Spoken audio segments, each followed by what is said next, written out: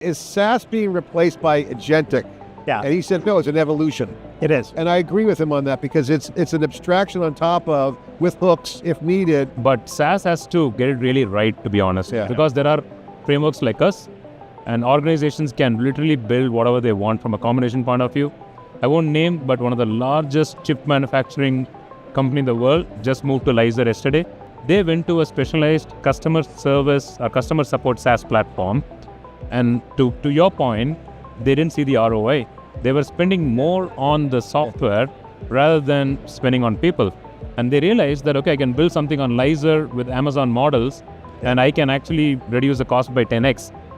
So customers are already seeing the ROI from a very... And I think the key word is software, because SaaS was loaded in the cloud, put in the app store, hosted on AWS, software as a service, service as software, as Swami says. At the end of the day, it's software. And in fact, I think the future of the marketplace, my crazy vision, is that if I am paying too much for software there, I'll go to the marketplace and say, build me an alternative. Exactly, yeah. I think agents are going to get super intelligent where they'll be able to go into the marketplace, kind of like a little bit of an agent core meets Kiro, going, hey, build me that app and do it with open source software. Exactly. Yeah.